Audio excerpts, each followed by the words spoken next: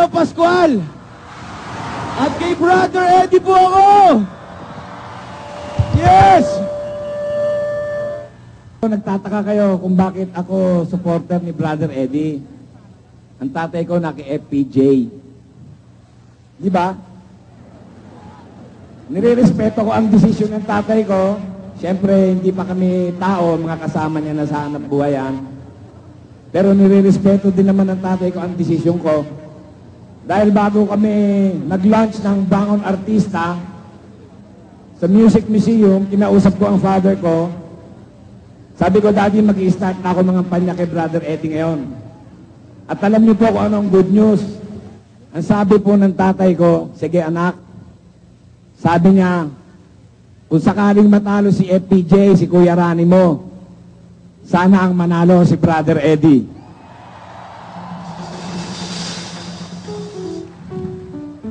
Alam mo, nakakalungkot man sabihin, pero ito po ang totoo. Kami pong mga artista na sumusuporta kay Brother Eddie, wala po kaming bayad dito. Pero po ang pagsuporta namin, nagmumula po sa puso namin.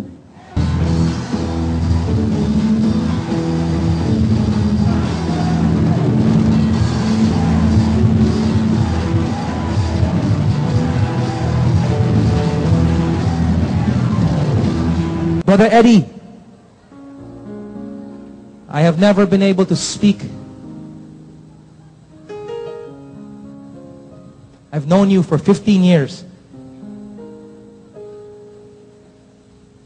And you have remained faithful to the Lord. I thank you for inspiring me and for taking the step of courage, for going into the lion's den,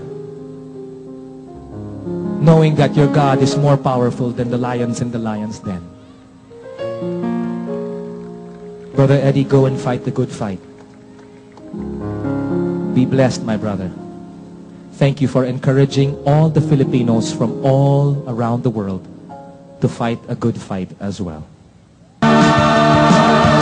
Sasaya ang ating buhay, ito'y puno ng kulay, ng pag-ibig na dalisay, na nagbibigay ng saysay.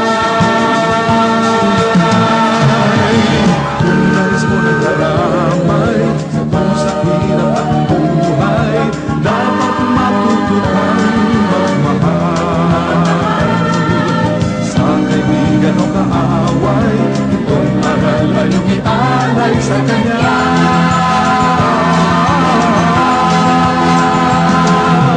Ito'y naloob ang kailangan, halina mo sa kapay ilang, upang makamit mo ang inasal.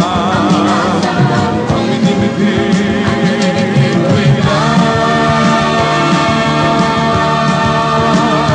sadsaya ang ating buhay, kung ito'y puno ng kulay, ng pag-ibig na dalisay. Brother Eddie was speaking about the poor people that he sees on the streets. I think about that every day.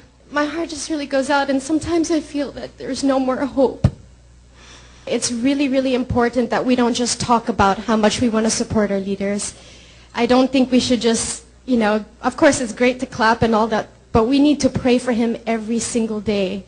We need to pray for him because it's going to be a tough journey, and we know that there are a lot of obstacles ahead, but through him I see change and I see a bright future for our Filipino nation.